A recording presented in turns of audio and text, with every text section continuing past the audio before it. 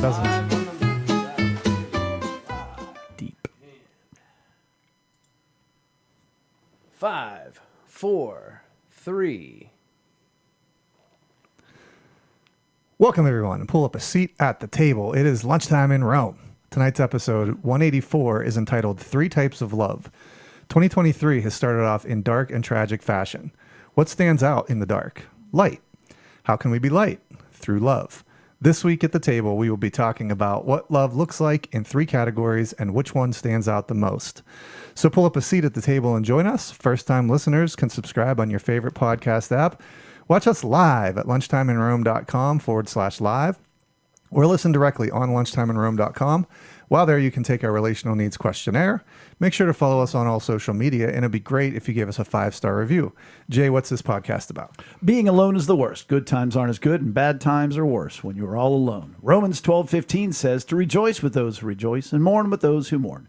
That is how you keep people from being alone, and what this podcast is all about. We demonstrate that in the first 15 or so minutes of the podcast, and we talk about it for the rest. So while it may not be 12:15 in Rome, we're treating it like it is. Chris is back. Chris is back. Chris is back. Chris is back. Wow, hot mics. We peaked on that one. Yeah. All right. All the way to the red. Rome. Yeah. Rome. All right. Lunchtime in Rome. Yeah, so Chris is back. We're all back. I mean, We're all back. I mean, you know. Oh, that's right, because the ladies were here last week. Yep. Word. Yeah, it was a good show. It was very fun. If you didn't get a chance to Picked up steam as it went along. it was very funny. Like there was at certain points, it was just great. I had to save the show with the Love Actually note. Oh man, they really I heard that was they were hilarious. very passionate about that. I'm gonna turn down the mic a little bit. Yeah, a little hot. Yeah, it kind of carried over from, they were having that discussion, I think, on New Year's Eve or maybe Christmas Eve or something. I remember them talking about Love Actually, and it was a hot button topic for them. It is. I got to. Never seen it. It's the best movie. Apparently, I'm not going to see it. I've made terrible. myself watch it once, but It's You so made bad. yourself. yeah. You had like. I Clockwork committed. Orange. Put it that way. I Clockwork committed to watching Feel it. it in my fingers. I love that my wife got back on the pod before I did. Like that, I We enjoyed loved that. having her. Yeah. I honestly, it was an episode I was looking forward to because I think they do a great job, and it was very fun, very different. So switching it up was really good. But speaking of Christmas, I am Christmased out. Christmas is gross. Christmas is gross, Me too this year. Honestly, me too this year. Whoa. Yeah. which is something's wrong. Yeah. All my stuff's down. Really? You're already? Oh, yeah. I took everything down yesterday. Wow. Moving on, man. Yeah, we took down a ton of stuff, and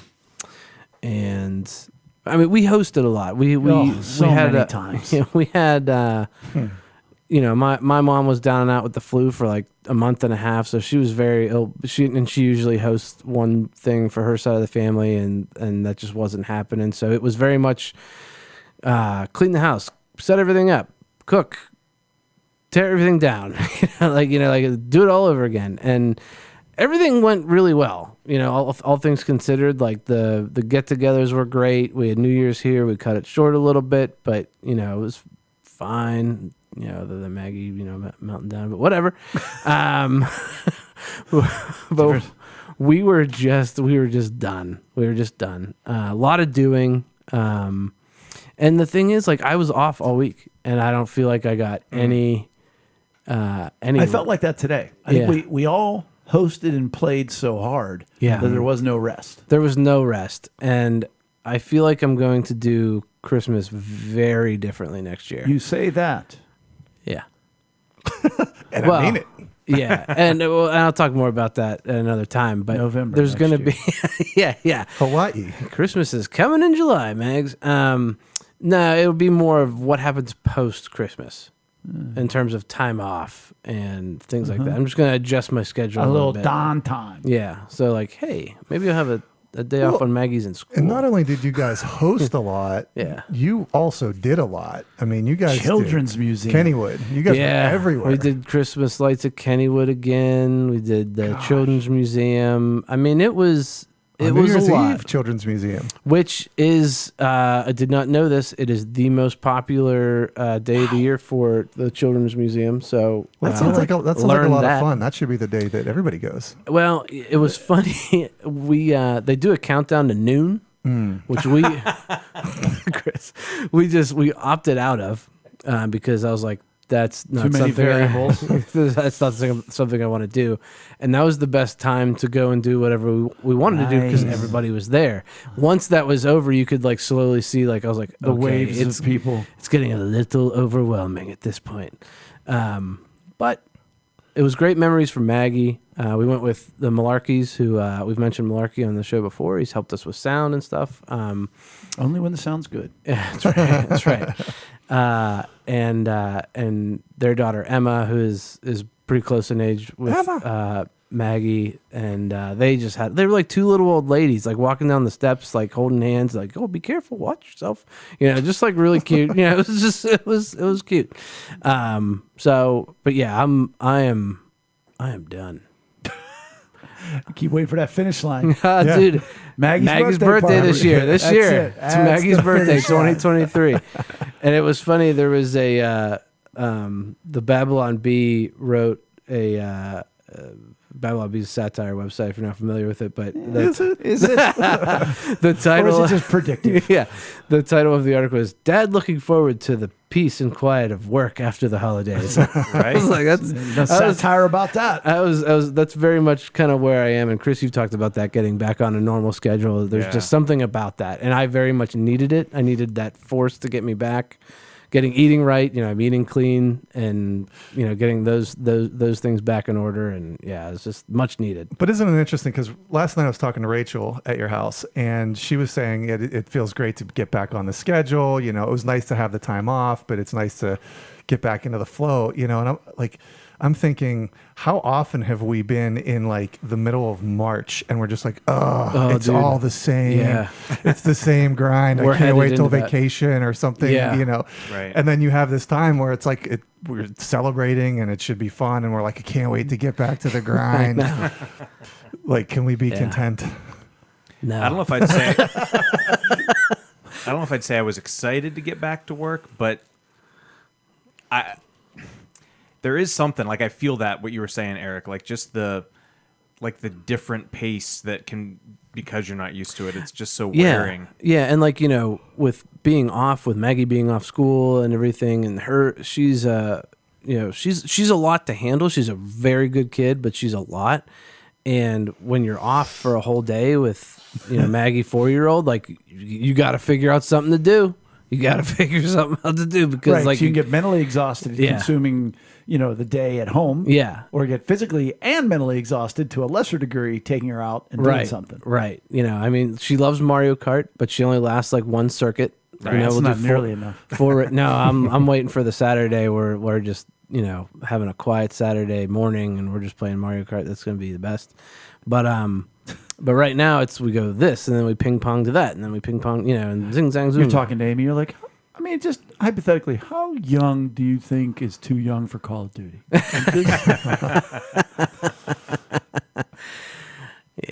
So I had this afternoon I want to speak to Christmas. I highly recommend, and obviously, Eric, it's not the same for you, but Rachel and I went away the day after Christmas up to Cleveland.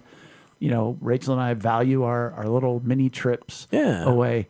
And I mean, Cleveland is nothing to write home about. And it was very weird, amazing architecture. But I would say it was good because we got rest. And, we got out of the day-to-day routine, but we got out of the holiday routine. We were watching TV our first full day there. We got there Monday, so we had Tuesday all there. And I swear we watched like 3 different videos and stuff. And I'm like, so what is it, about 4:30? She was like, it's 1:15. I'm like, gosh, I never sit still. And including me not sitting still was taking Bella today over to Linton Junior High because they asked if she would sing the national anthem before the 8th grade basketball game. Wow. Now, this is a girl who's had the lead in the musical. This is a girl who has sung the national anthem for our Penn Hills volleyball senior night, which had, I would say, I think almost multiple hundreds of people there. Yeah. And all of her family and friends. And now she goes into Linton Gymnasium with a Fender Passport sound system. Yep. And a crowd of, actually, there was maybe 50 people there. And of course, she banged it out. It was wonderful. It was great. I wasn't even nervous. And I loved watching people like notice, oh, wait, somebody who knows what they're doing is singing, and trying to find where she is singing. And like even the assistant coach for the visiting team, he's got his head down, and then his head pops up and he looks over to see her. But I don't bring that up for that. Proud of my daughter. I say that because I was talking to the Linton athletic director before the game, because I noticed the one referee from volleyball. And I said, that guy's a terrible volleyball referee. How is he at basketball? He goes, he's terrible. But he points to this 6'4" older guy, and he goes, this guy's a legend. And the guy's walking over. Now, it's just as Bella's about to sing. And I said, oh, nice to meet you. And I noticed the sound system. And I said, boy, I bet that's got good sound quality. And the guy goes, yeah, whatever. He goes, I'll tell you what. Whenever I'm up at the high school and I go to a game there, I can never understand that guy that's announcing. Which would be you. And the athletic director, Pete DeVito, Mr. DeVito, he looks at me like with these eyes. And I turn to the guy and I go, look, buddy, he's not very good. And he goes, I just want to be able to understand one name. And then Bella hit her first note. And I'm smiling from ear to ear at how I handled it. And when it was over, he walked away, and Pete said to me, he goes, you know that guy, right? And I go, no. He goes, so he just said that to you? And I went, yep. And he goes, man, you handled that like a champ. And I was like, yes, I did.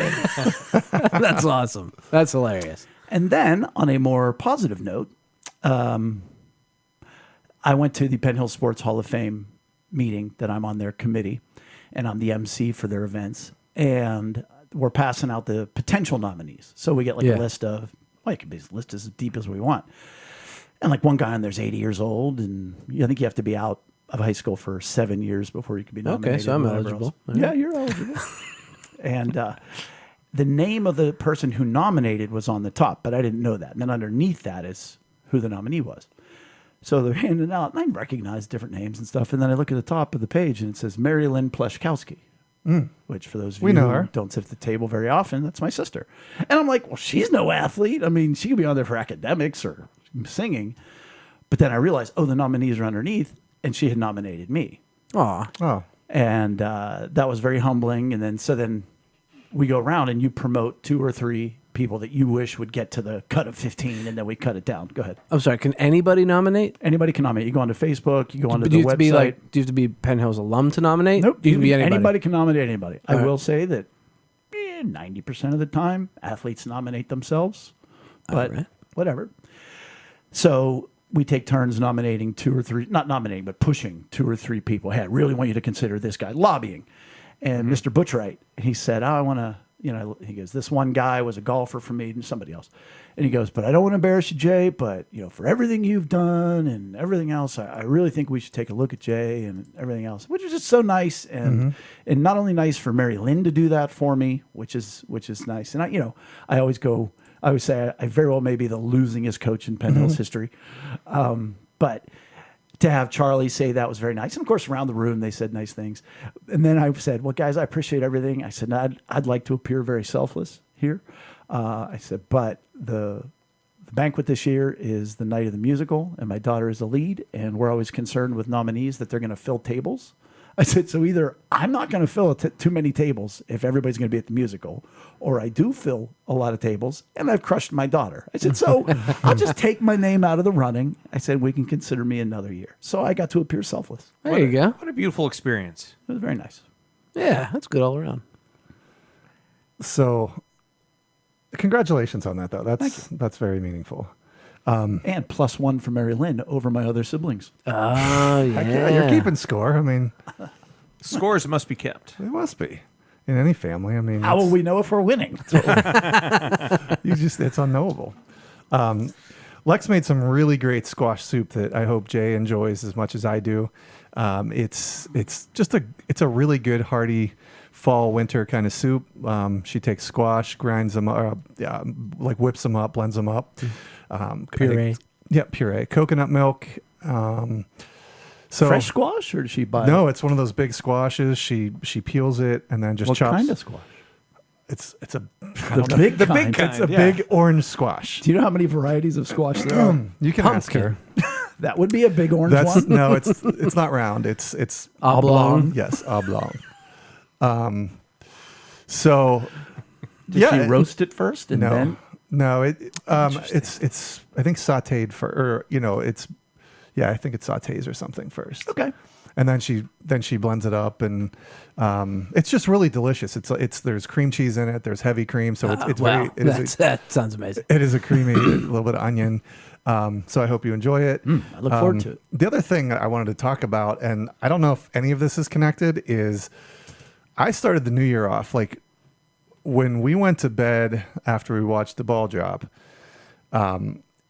It's been really interesting and kind of heavy, and also at the same time, I had a terrible night. Like I went to bed and I had a terrible night into Sunday morning where like I just couldn't leave the bathroom, and like I just couldn't I Would couldn't. you say like the guy in Dumb and Dumber? Yeah, I was like Harry from Dumb and Dumber. Like I just couldn't stop, and then it was gone. And then it was gone. So whatever was in me, I felt like a demon was in me, and it was just being flushed out. Yeah. And then I went to church, and you guys saw me Sunday morning. I was exhausted. But then oddly enough, and I don't know how this could be, our pipes in our house are backed up, and I have to have the plumber come out either tomorrow or Friday. Not for lack of flushing. Well, yeah. I don't think they're connected. It's just ironic to me. Yeah. So, like, I guess if there's one word that I can say, Plumbing problems. drained. Oh, drained. There you go. Drained yeah, is like, yeah. and my work schedule isn't super hard right now. And over, we went hard over, Christmas and over December and stuff. But I don't know, man. Coming into this year, and I mentioned it last night to you, Jay. It was just like I don't know. There's a heaviness, and obviously there's events that have already happened locally with a police shooting, and nationally with the guy on what's his name, Damar Hamlin. We watched, and Lex and I watched that in real time, and it's just like I don't know, like maybe it's just because it's a new year, but I've just had this sense of it's not light right now. Ken Block, Yep. rally car driver, like famous, like unbelievable rally car driver. Does all the Gymkhana videos and Snowmobile accident? No, that was Snowmobile. Jeremy. Well, No, that was Jeremy. Snowmobile was Ken Block, and then Right. Jeremy Renner. Renner was Snow Plow. Yeah, Yeah, but he didn't die. He just He got mangled. he's not doing too good right now. Makes me feel bad for Snow if that's what it does to us. Oh, right. Yeah. But yeah, it's been a heavy start.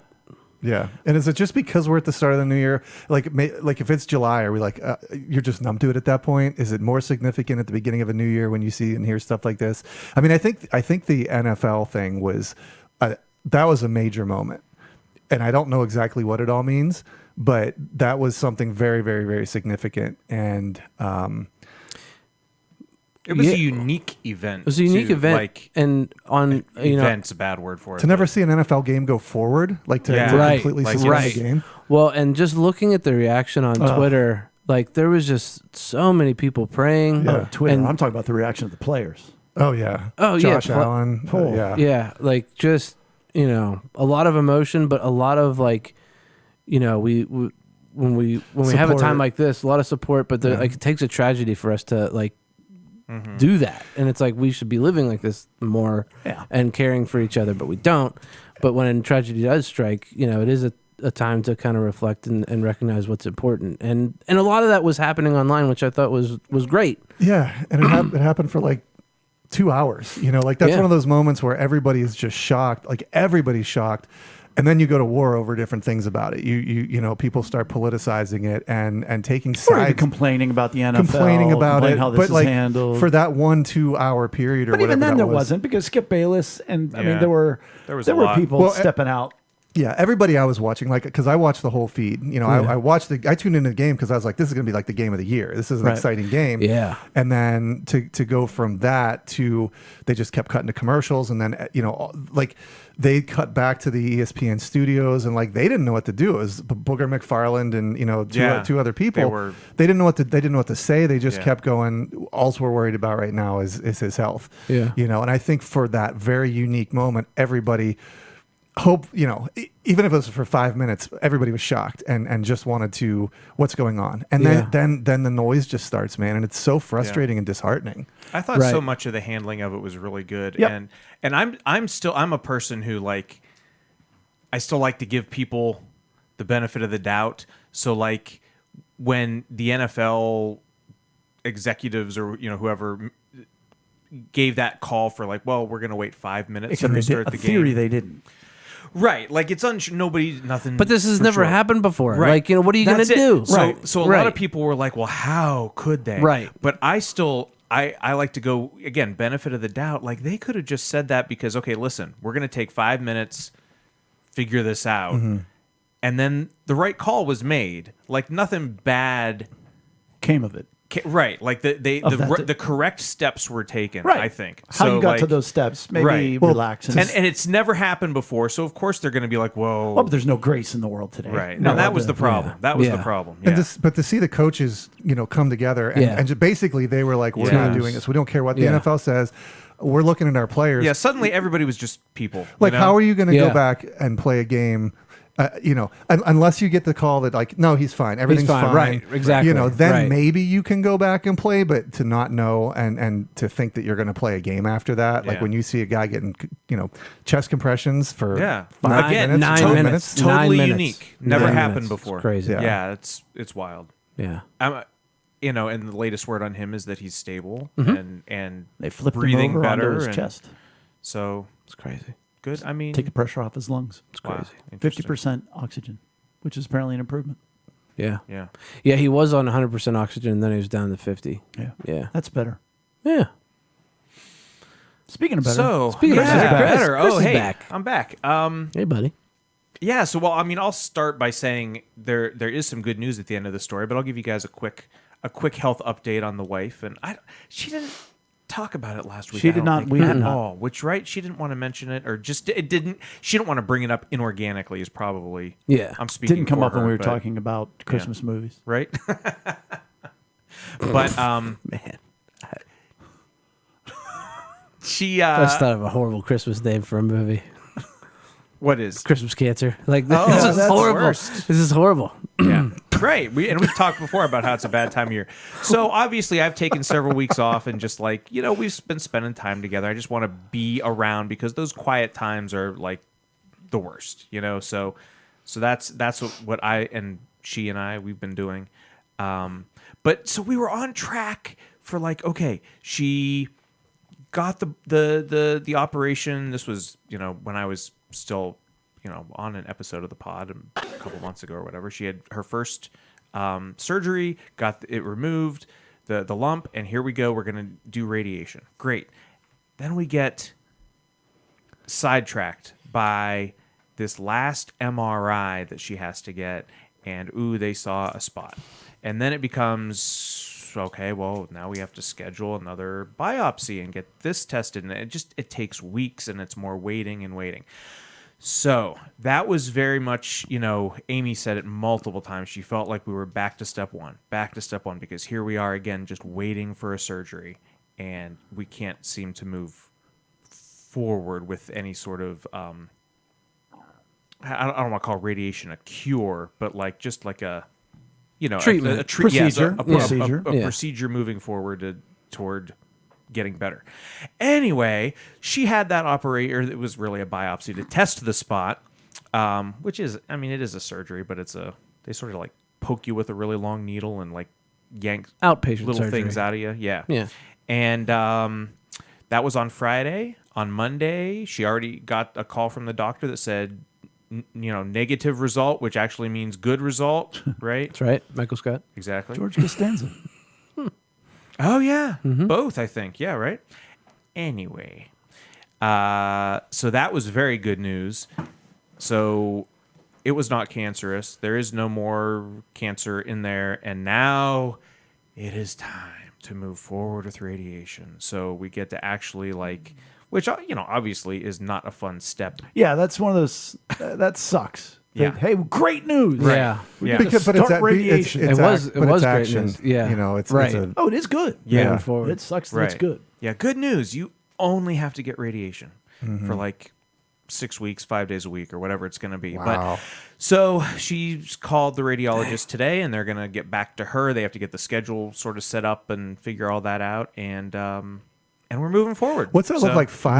5 days a week, Bro. She has to go into some place. How long Yeah. are they? How long are? I don't know. I don't think each treatment is particularly long. But still, I it's mean, one more thing. less than an hour, I'll say. Very inconvenient, cancer. yeah, right? Oh, man. It's very inconvenient. That's all. What an It's a lot of understatement, doing. though. You know what Yeah. I mean? No, Like, I get it's it. true. No, it's but- true. Yeah, is it an understatement? Yeah, I mean, because it's very. Well, if that's all you're going to say about cancer, then yeah, it's an Well, no, understatement. Right. But in the moment, it's very inconvenient. On the macro scale, it is horrifically frightening. Yeah. On the micro scale, it's terribly annoying. Right. A lot of doing. Yeah. A lot of being somewhere. Yes. Yeah. Well, and she hasn't, there hasn't been an ounce of her like feeling sick or anything. There's nothing wrong externally. It's just, again, it's all of the waiting and all Yeah. of the worry and I all do that not stuff. recommend it. Hey, listeners out there, we just If you're thinking about it, not a sponsor. opt out. Cancer is not a sponsor of this podcast. So that's how we're doing. But I mean, I will say for myself, I'm tired. I'm like emotional. Like we had a good holiday time. Christmas was great. We got to go up to Titusville and see my mom. Never heard. It's a great place. You got to visit. We had just good times at church and with friends, get-togethers and celebrations and like you guys alluded to earlier, like it's just it was wonderful and tiring, and so that's how I am. I'm tired, but I'm happy for more at peace. Yeah, yes. That's a Yeah. good way to put it. Yeah, Yeah. more at peace and just sort of like time to just take a little bit of an exhale and so hopefully take some positive steps, Yeah. Yeah. Brian mentioned earlier and last night, he mentioned it to me, the darkness and the heaviness and the being, not even so much being drained, but just that there seems to be that Paul. in our world. PALL. Yeah, not Paul Dick, who I have to return his phone call. P. Dickey, still rocking it down in West Virginia. Yeah. Or Paul Mercier up in Oh, wherever they are. Polly Llama. No, neither of them. The fact that it is right now, there is a darkness, and in general, there is a lot going on that is, I don't want to say gross, but there's just a lot of darkness in our world. And again, we are not a Christian podcast, but a podcast done by Christians. And we want to talk about the fact that we can bring light into this world. Brian, you shared that with me yesterday. You said, it's just getting really dark and everything else. And I said, great. It was funny. I didn't join you for half a second because I was like, hey, then that's all the brighter the light's going to shine. And to us, to shine light is to share love. And that we talk about love and we talk about it at church every Sunday. And to some degree, it drives me nuts when people don't necessarily apply it to their lives. And so I wanted to break love down. And you talked about going up to Titusville. You hosted 42 different times over Christmas. Yep. It's accurate. You hosted some things. We did something. And there's 3 levels of love. And the first one is obligatory love. And so we're going to look at 3 different descriptions of love, 3 different types of love, and to kind of break them down a little bit and what they look like. Do we want to look at that after we watch an Instagram thing? We certainly can. I didn't know. I was not in the room when we made that decision. So Oh, sorry. are we doing one then again later? No, we did 2 because they're quick. Is that okay? Sure. I would love to dangle a carrot to the end to keep people around. All right, let's do that. Let's Let's do one now and one later, or just do both later? So we'll come back to the 3 types of love After this. After one. All right, so forgive me. I'm going to turn some volume up. Okay, so this is my first time back with these Instagram thingies. Somebody explain to me what's happened. You're going to watch a video. Okay. It's an Instagram reel that'll pertain somehow to emotional needs. Okay. And then we will say, I like that, or that's dumb. Pretty much. All right. Respect to men is love. Like, men don't feel loved if they don't feel respected. And your job as a woman is to make them look good. And this goes back to, does it look good to a guy to have his girl hugging the whole football team, hugging the whole basketball team, hugging the whole rap scene? Respect to men is love. What was that last one? Hugging the whole... The whole rap scene. Oh. You know the rap scene? When Amy's out with the whole rap scene. The whole rap scene. That's a big... She's more of a partial rap scene chick. Yeah, I would think so. I know how that is. So I mean, obviously respect speaks to me, and I would tend to agree with that. Like, and I think it would also be a sense of security if you're seeing, your significant person, the person you're dating, whatever, going around and hugging the cheerleaders or the football team or whatever it is. Yeah, that's a loss of respect because, like, am I not good enough? And that might even be a different emotional need.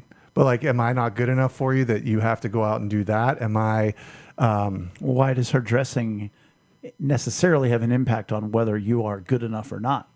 Why are you making it about you and not about her? Because obviously that's something that I have to deal with. You could choose to deal with it, but do you have to deal with it? Well, if that's genuinely what I'm feeling... I'm being sort of Chris here. I'm sort of, being Right, contrarian. Carry on. I'm back, Jay. I can do that. I'm sorry. I do that for myself. Chris, go on. Well, yeah, I'll disagree a little bit with Brian, though, because, and this is not to just be contrary, but my opinion, I have trouble when just hearing anything like, this is what men need, or this is what women need. So the generalizations, like that makes me bristle immediately. So I have to make myself listen objectively after I hear those words, because because the subjectivity of my filter... Like, does that make sense? Yeah. I follow. I hear you. What's hilarious is you're a man and you have a high need of respect. So are you offended But by that? I do get what you're saying, Yeah. because I don't I do have a need of respect, but it's not as high as yours. Right. So I get what you're saying. Yeah. Now, It's- I mean, so that part of it does pertain to me. Like, I do need some respect. But what was the second thing she said that Are you stuck on the rap scene love again? is respect? No, that was the last thing. She said, here's what bothered you. She said, it's a woman's job. Yes. Please continue. Well, you can play it again, but she says it's a woman's job to make her man look good. Yeah, I don't like that. It's not her job. So the way I break it down is she said, quote unquote, respect is love. Now, to some people, absolutely it is. If they have a high need of respect and you're going to meet that need, then that is love. And if they have a high need for respect and you don't, well, that's not very loving behavior at all. So for Respect. her example is, certainly it's never okay for a woman to be hanging all over other men. That's respect, belonging, appreciation, support, Attention. attention, security. It's all of them, But for a woman to just get to look as good as she can and go out, well, like if you don't have, I could see if you had a high need for respect, boy, that's not loving me. That's not caring for me, But if you don't have a high need for respect, like if Amy gets ready to go out and she looks like it's like when they went to wherever it was, the one comedian, and she came out and she had the eyelashes and this and that and the other thing. You're like, hey, honey, you look good. Have a good time. You're not like, why are you dressing up for the women? Right. Do you guys think that when she said, because again, when she said it's a woman's job to make her man look good, do you think she meant that literally? Because the No. point of the reel is about respect. So I'm trying to decipher, does she actually mean the point is to uphold their relationship in a respectful way? You know what I'm saying? I think what she was saying is it's a woman's job to care for what the man thinks, looks like, feels like, So if she goes out and is hanging all over the whole rap scene and hanging on other guys, that makes him look bad. Right. So therefore, she should try to make him look good. So does this go into our narcissism discussion in any way? How? If she's narcissistic and only cares about herself, then yes. Right. And then if he says, hey, it makes me uncomfortable when you go out and hang out with all these guys, and she says, oh, then you're just not, Or from the man's point of view, it's a woman's job to make me look good. Yeah, but he didn't say that. She did. Right. But maybe she's saying that based on a perception of like all the guys she's ever been around. You got to look good for me. Well, if we're going to be really honest, I think she's running an Instagram reel where she's trying to get clicks by going contrary to. Hey, you know what?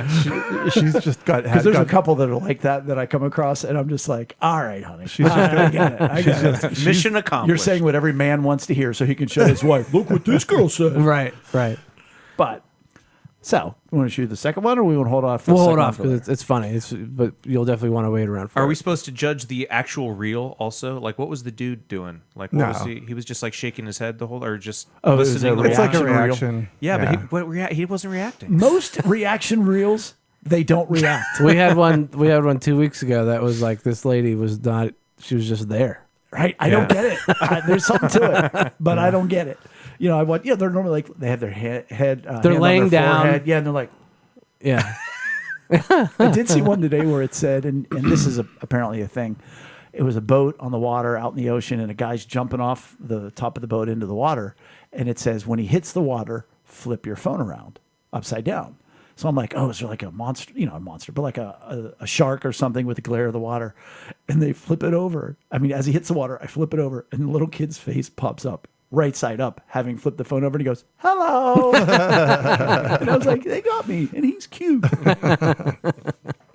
And it would not be hard for me at all if he was in my family to meet his needs, which, once again, from a lunchtime in Rome here at the table, for us to say you love somebody is to meet their needs, whether it's food, water, shelter, their physical needs, emotional needs, spiritual needs, whatever. To love somebody is to meet their needs. And the first level is obligatory. And by that means you have to. You've got to love this person. And if you've gone through the holidays, I would think you could come up with many examples of experiences you just had. And you may not, it's not that you don't want to, but you're obliged to. So, Right. can I give an example? I would love for you to give several examples. Without naming names, but it's part of my family. My mother. No. Go ahead. No, we were supposed to go to a certain.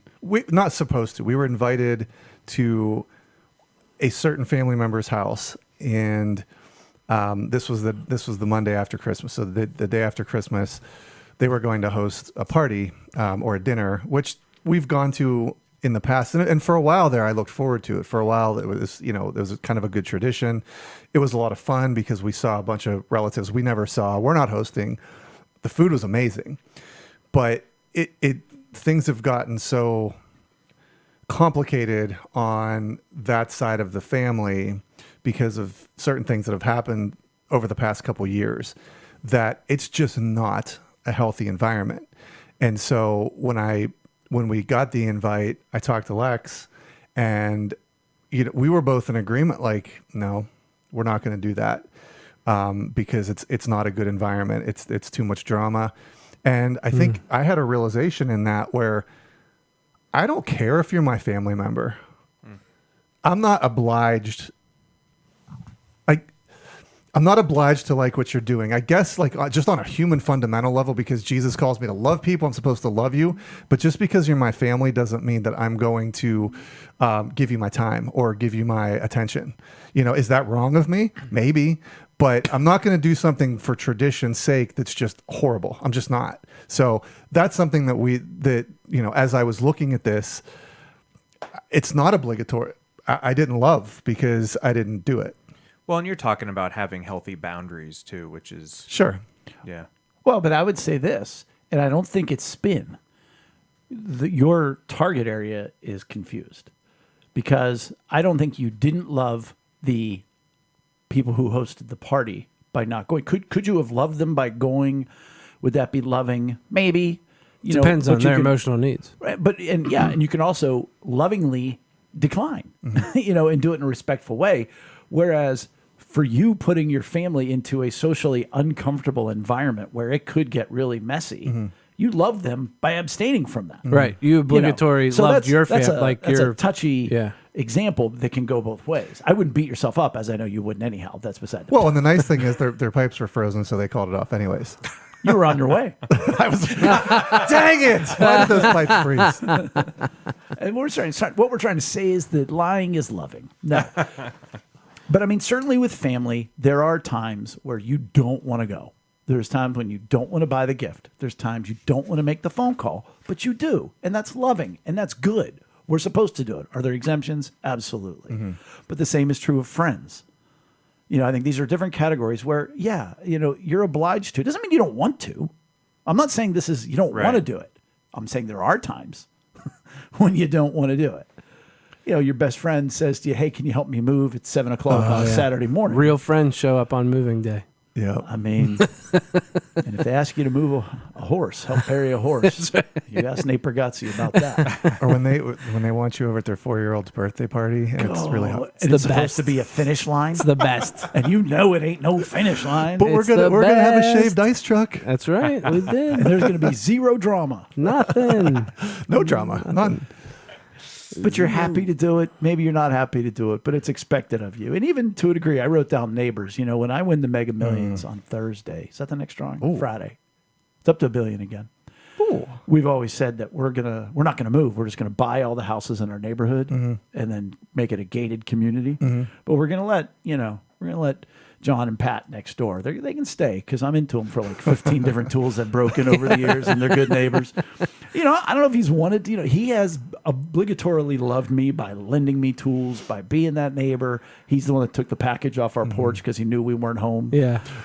Well, and to your point about neighbors, when you had to go over and bury your neighbor's dog at 2 o'clock in the morning or whatever, That was 4 o'clock in the with a morning. snow Thank shovel. you very Yeah. much. Yeah, in August. He was using a snow shovel. I brought a pick and a shovel. It's funny that this subject came up because I was just over at Luke of Kate and Luke, who have sat at the table, and I was helped him build a computer for his golf simulator, and his neighbor comes over and wanted to borrow a circular saw, and like a good neighbor, Luke was there. Luke was there, and he let him borrow the saw, and he closed the door. He looked at me. He's like, "I didn't really want to let him borrow the saw." I was going to say, knowing Luke as little as I do, he'd be like, no, you should buy your own. He's kind of a softie though. He is. But this is very funny. It's very obligatory. Well, and the simplest way to look at it is, except for, in a real sense, you'll know what it is if you don't do it, and it's looked at as wrong. Right. It's only noticeable when you don't do it. And we can get into the emotional It's like a needs. social necessity to A norm, if you will. Yes. You're going to, just think in a very simple standpoint, when a parent does not provide food, water, and shelter for their child, well, that's wrong. They're obliged to do that. Yeah. Yeah, that's just And the that same. in a basic sense is love, I guess. Well, because it's Yeah. meeting Meeting a needs. need. Right. Yeah, we prefaced it with that. Right. Right. I think, is there any other categories? Coworkers Podcast co-host. or friends? Like, who else are you obliged Yeah, I to would say love? coworkers,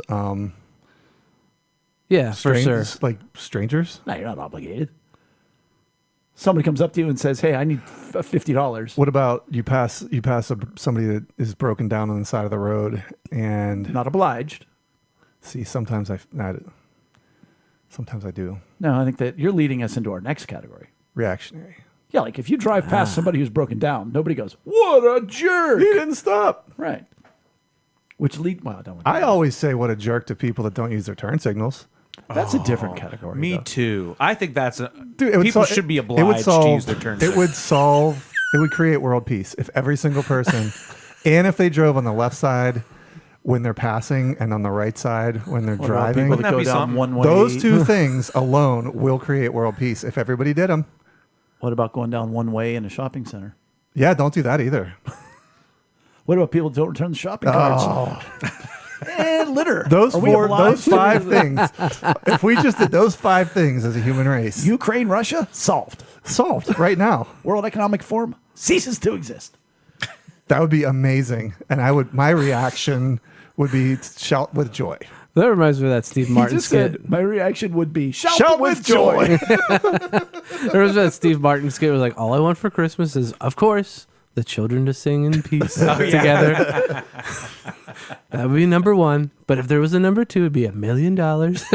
Well, I said to Rachel, I said, imagine if we won the Mega Millions. I said, I would build the sweetest disc golf course. I mean, help a lot of people. I would help a lot of people. That would help a lot of people. Then I would build a really big disc golf course. So, Brian, if you're driving down the road and you see somebody pulled over, they got their little white thing on their antenna saying they need help or whatever, and you stop and you help them. Wouldn't that be an example of reactionary love? Now that I look at this again, it would. You know what I think is another example? We were talking about you helping your neighbor bury their dog. Mm-hmm. I don't think. Do you think? Did you feel obliged? I mean, I guess because he's. No, I sure did. But I would agree with you that it could also be reactionary. Yeah. For me, I felt obliged. To offer at least. I think you Right? felt obliged because you had told him ahead of time whatever you need, whenever you need it. yeah. That's right. And so then That's you true. had to live Knowing up to his that. story that he did not have an adult male in his life, and I'm trying to be that man for him. Yeah. In essence, he became family. But still, So if I saw I was obliged. Yeah, but if I saw like my neighbor Jordan over here struggling with something, like if he's carrying something he's like struggling with, I would feel like I have to help. I can't just watch the guy, struggle. You know what I mean? Look at him go. Yeah, he's right there. You're drinking a beer. Having a little trouble, are you, Jordan? I don't know why you became a little bit Irish. But Chris, so your point is, in certain circumstances, it depends. Because if you do have that close a relationship, you are obliged. But there are times when you are not obliged to love somebody. And this is certainly, I think to a degree, it could tap into family. I think distant cousin calls, hey, can you help me move? Yeah, this could definitely tap into many. I mean, I think immediate groups. immediate family, I think you're obliged, no matter what the need is. I Yeah. mean, So it's more of a relational based thing is where the obligation comes into versus reactionary where you see somebody on the side of the road or the other day some lady in Aldi dropped some things and I had a free hand so I picked it up for her. That's kind of reactionary. yeah, that's a prime example. It's out in public, but it can also be the severity of the ask. Because I could say, my brother could call me tomorrow and say, hey, can you loan me $3,000? I'm not obliged, Right. but I could react to that. Right. Sure. But very often, if you think about being out in public, you're pretty much obliged to do nothing, to not be a jerk. So anything you do, the one example I would use was going into Giant Eagle, and I've told the story before because I ended up being, I was laughing at how I was about 30 minutes behind the Holy Spirit prompting me to say and do the right Yeah, things. yeah. And the guy that was smashing the payphone, the receiver, because I guess the call didn't go through and he lost his quarter. And I was led in that moment to meet his need and hand him my cell phone. That would be a good example of reactionary love. It was a terrible example of witnessing because that's when I said right afterwards, I was going to say to him, God bless you. And I said, happy holidays.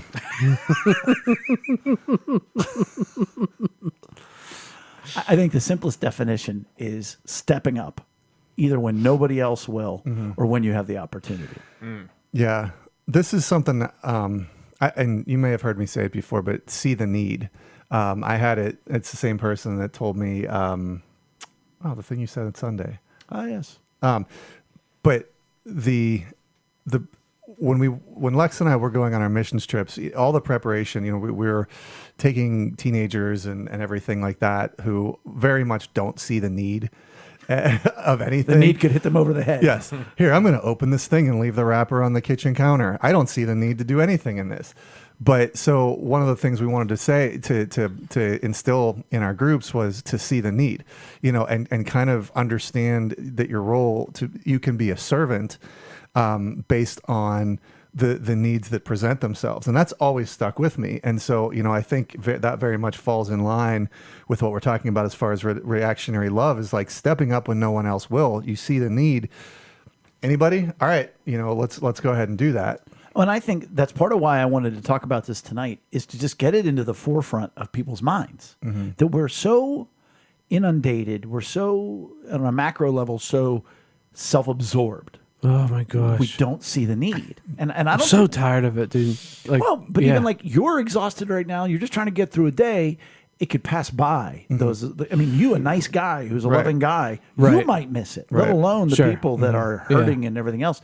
So I want to have that be in the forefront of your mind. My mother said to me today, she goes, now mind you, she's a little bit older. She repeats stories, but she said, I have found, she said, that anybody who is working in a store or a restaurant, if you say something nice to them, they really receive it well. And I was like, aw. You're telling me that. Like, that's all I do. We're going to get to that. Groundbreaking, Mom. But I was telling her of a story of Colleen Johnette, who goes to the 9 a.m. service at our church. Mm-hmm. And she said she held the door. She goes, for this very, very tall and mean-looking black man. And she goes, he was probably 25 years old, but he held the door for her. I'm sorry. And she told him, she said, thank you, sir. Your mother must have raised you right. And she told me the story, and I'm dying. Mm-hmm. I'm just like, oh. Wait, this is your mom telling the story? Colleen or Colleen? Johnette. Okay. And the guy hugged her and started to cry. Oh, man. Oh my Man, goodness. you just never know. Wow. You just never know. And so when here it's he gonna was, hit. reactionary love, saying, oh, here's an older lady. Yeah. Still not old. And he Right. held the door for her. And so she reacted to that moment and not only said thank you, but said, your mother must have raised you well. And that moment, there they were. And what does that look like for people around them? Right. Yeah. Right. That's reactionary love. That's man, you I didn't love have that. to do it, Yeah, it's beautiful. So fun. but you did. My mother's example was at Applebee's. She told the waitress, she said, you're a very good cook. And she goes, the waitress goes, thank you. And she goes, I obviously didn't think she cooked it. And I'm like, I don't know that she knew that, Mom. She's like, thank you, ma'am. Which leads us to, unless you guys want to give any other examples on reactionary, I'm going to talk about projects. And, if you're at work and nobody's going to step up, you do that. That loves your boss, doing that kind of stuff, is my favorite. There's a spoiler alert, which is intentional love. Love when it's completely not expected and it's premeditated, which makes it different than reactionary. And you told a story, I think it was Sunday, about how you've been going into Aldi because you go into Aldi anyways. Oh, I go into Aldi. But you noticed a new person working there. And so now progressively over 3, 4, 5 times, you have, basically gone in. First time, my man. Second time. And then by the third or fourth time, he's like looking at you in line, like excited to see you. That is intentional and strategic. Well, and here's a guy. He's probably somewhere between 25 and 30, just new working at Aldi. Like, I don't know what his story is, but hey, let's build this guy up. I don't know what his story is, but he needs some attention. And I want to point out that he works hard and all that kind of fun stuff. To me, it is the truest definition of love from a biblical perspective. You know, God didn't have to send Jesus. Jesus didn't have to come here. He chose to. Well, and I just think of like how much of a better, I know this is just so cliche, but how much of a better place this world would be. Turn signals. Yeah. Children singing in peace. $1 million. But if just having like that cheerleader that like just, Well, that's touches meeting, base with that's you, meeting you know? their need for attention, Right. Their need for belonging, Yeah. Because that's, Appreciation. My man, there was a guy in the locker room at Churchill Country Club. I'm a shoe shine boy. Now this was his throwaway line, but he would walk in and go, "My man," and I was always like, "Oh, that feels good." Yeah. Well, that's why I use that exact term. Like now, of course, I say Jerome because I know his name. But that meets the need for belonging. It meets the need for attention. Now, if they don't have that, there are employees at Aldi that I have to contain myself because I want to talk to them. Yeah. Because I know they do not want to talk to me. right. One's the manager, new manager, I must add, and I'll say anything to her I will be like, Andrea, how was your weekend? Is everybody good? And she's not the manager. Yeah. And she's with the manager. Yeah. And I can see the manager look at me like, how does he know everything about your family? Whatever else Yeah. is going on. But that's not loving the manager if I just talk to her. But if they have that need, yes, it's meeting that need. Yeah. I think, seeing the need being part of the reactionary love. I do love the phrase "random acts of kindness." That was another thing that early on was really embedded in me, is to have these random intentional acts of. I was going to say, I want to take random out and put intentional. Yeah. But again, always like you're saying, keeping in the forefront of your mind ways to intentionally go above and beyond, and just give that extra look or hug or whatever it might be. It has to be an intentional thing. We've talked a lot about intentionality over the past 2 months. Because those are the things that allow us to keep our mind open and our heart open to actually doing them in practice, We're going to talk more about what is the premeditated part of it, but I want to break it down by categories. We talked a little bit about me going to Aldi, but just being in public, there are many ways, many people that you see all of the time, whether they be store personnel, whether they be the people that you see, the doorman at your office, as if anybody goes to an office anymore. But different people like that you see on a regular basis, the people that you see at work, the people you see at school, people that you pass on the street, your neighbors that aren't your immediate neighbors. You know, there is a parallel street to ours, Clematis. There is a woman, her husband, they have a child. I have never had a conversation with them. Every time I drive by, I honk, I wave. No, it's the smallest of things. Mm-hmm. And after maybe 3, she now looks up, turns and waves. Mm-hmm. Is it a big deal? No. Right. But who knows what that's going to be? It's consistent. She's like, there's that guy again. No, go ahead. No, I was just going to say, there's a similar situation in my neighborhood. There's a woman that frequently walks her dog. And she just looks so miserable. Oh, they're the worst and the best. And I wave at her every time. And like, sometimes she will look up and she won't even give me a wave. She's just, You gotta have a head nod. yeah, I got a head nod. Or like, she, like I can tell she knows I'm coming, and she just keeps looking down. She just looks like the most. Oh, hell no. Yeah, I'm like, maybe I should just not do that. Am I loving her by not? Right. Don't make it awkward. You know, You're like blaring the horn. Yeah. You just stop right behind her. Goes past her, 3-point turn. Comes back, 3-point turn. Hi.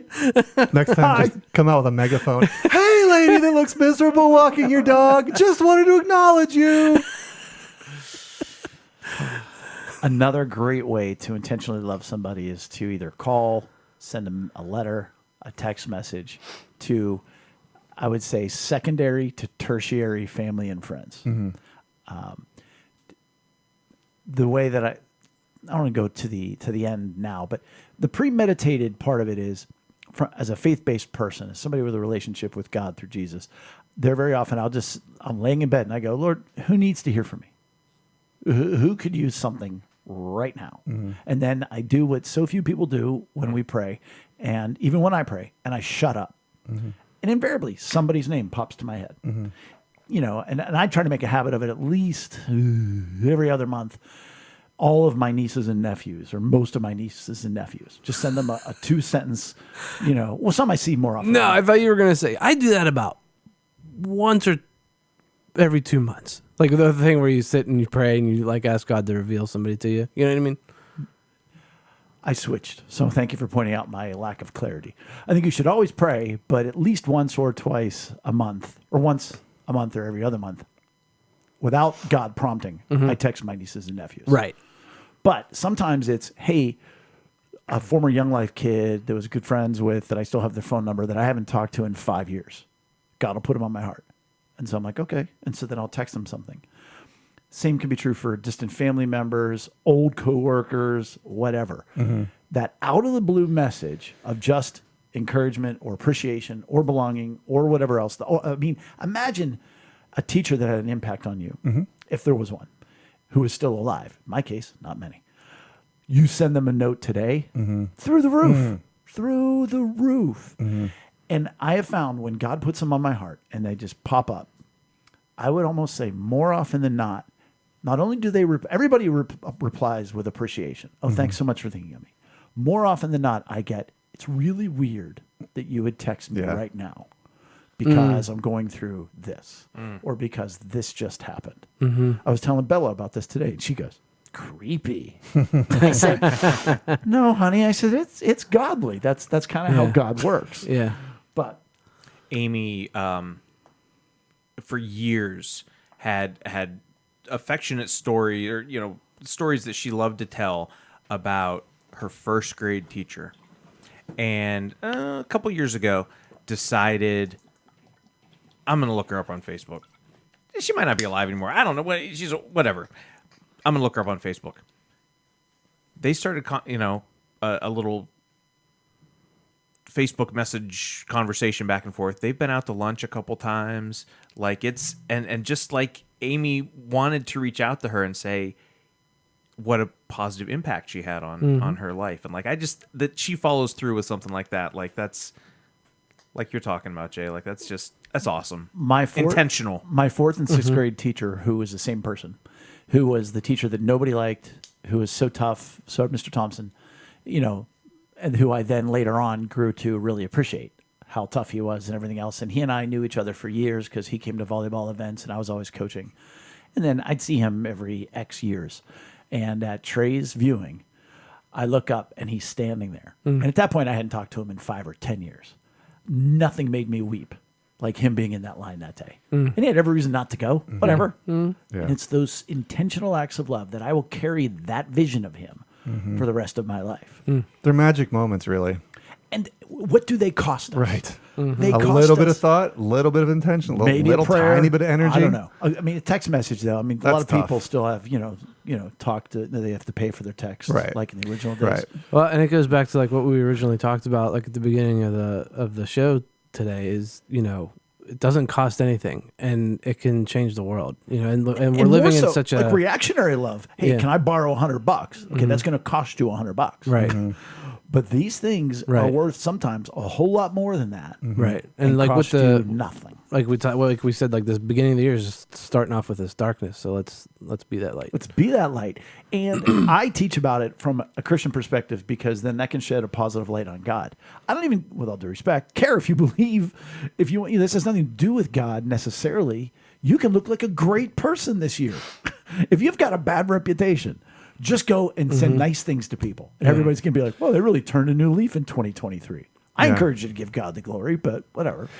Doesn't Mr. Beast, like, isn't that one of the things that they're known for? Is they just give, like, just gives. intentionally give, Yeah. and it's like he's become a YouTube millionaire, and over and over again by doing things like that, and it's entertaining, And he also does crazy videos. Yeah. Like He also made crazy. Squid Games or whatever it was called. Well, he like drove a train through like 6-foot cement walls just to see if it would make it through. Like stuff But like he that. also does but intentional he also does those intentional things that, like, you get those moments of magic that Yeah. the world, literally the world seeing. He's a very positive guy. Side note, he was somebody offered him $1 billion for his brand, like all his different channels and stuff. What? Offered him $1 billion. He turned it down. He said 1.1. Yeah, because he just knows what he does. Yeah, 1.1. But I yeah, would take he's- it and then Let's do it again. Nah, Go. because he would just like he's got too much good going for him. But I would say also, like, and speaking of Instagram, there's some dude who's a barber,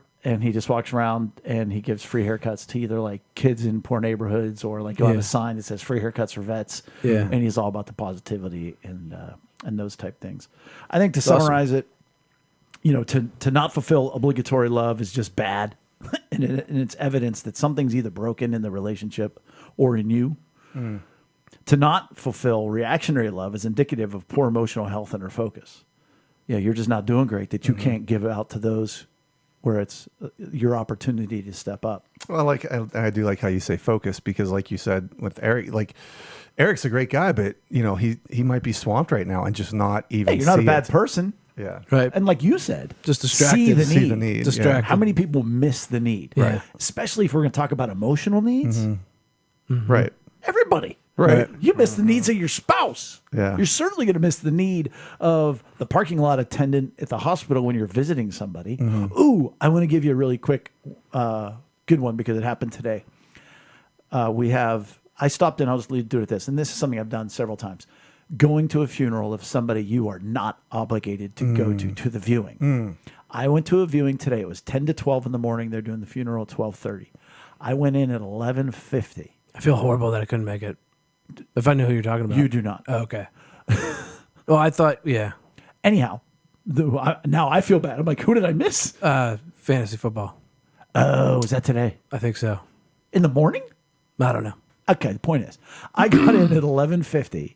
I just stood in the corner. I didn't know anybody in the room but the person I came to see. She was in an in-depth conversation with 2 different people, looked over at me and started to cry. And I said, I'm so sorry. I just wanted to pop in. I didn't mean to come in this late. I just wanted to, you blah, blah, blah. Thanks so much. She walks away. I'm out of there. 5 minutes. Yep. 5 minutes. And I got all the credit in the world. Oh, and yeah. I mean, I didn't have to go, but I did. Yeah. That is such a huge thing to do for people. We so obligatorily go to viewings.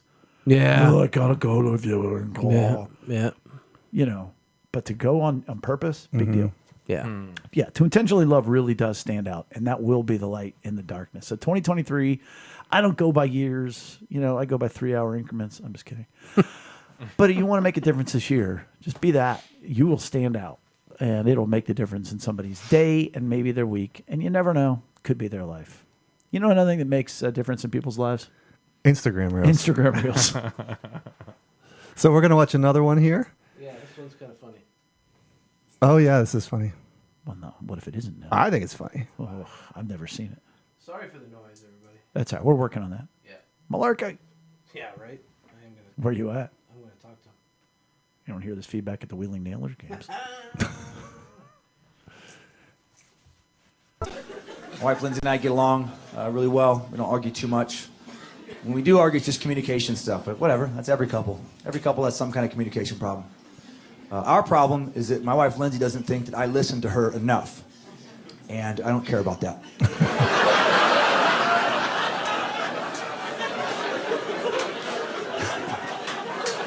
And that bothers her that I don't care, you know? And I could listen more. I could listen more effectively. And I will start doing a better job listening when she does a better job telling shorter, you know, faster stories. Why is it always the listener's fault? That makes no sense. My wife Lindsay and I get. Oh, that's funny. Obviously, comedian. I love it. I love it I too. love There it. is something to be said about it, though, you know? Why is it always the listener's fault? Why isn't she better at telling stories? Jeff Foxworthy does things like that are so great that talks about that. Yeah. Yeah. He said one the other day, you know, he goes, men and women process information differently. He goes, I got a text. Pray for Dave. He was in a bad car accident. He goes, so I got home and I said to my wife, hey, hon, I got a text. Says you got to pray for Dave. He was in a bad car accident. She said, oh, my goodness, were Laurie and the kids in the car? I don't know. It just said pray for Dave. He's in a bad car accident. Is he in the hospital? I don't know. It just It's a short story. that's all it is. If I was going to take that reel out of the comedic context, I would say the bad part was when he just said, I don't care. I don't but care, of course, yeah. that was the punchline. I Right, mean, that's the right. funny part. Right. That, you know, but yeah, she could get better at telling stories. Mm-hmm. But you got to care. Ugh. Don't you? You got to care about what she's saying. You do have to care. You don't Yeah. have to say it in such a creepy fashion. Oh, that was creepy. I'm But sorry. you gotta care. That was less creepy. Well, that's amazing. It didn't feel creepy. Oh, man. Who, me? Yeah? Oh, well, Welcome back, Chris. guys, thanks for introducing me to the whole real world of. It's been a real great experience, hasn't it, Chris? It has been real good. And that's how we're going to wrap up episode 184. Please make sure to give us a like or follow on social media and visit us at lunchtimeinrome.com. While there, you can take our relational needs questionnaire. Thanks for joining us at the table for Lunchtime in Rome. See you next week. Goodbye. Bye.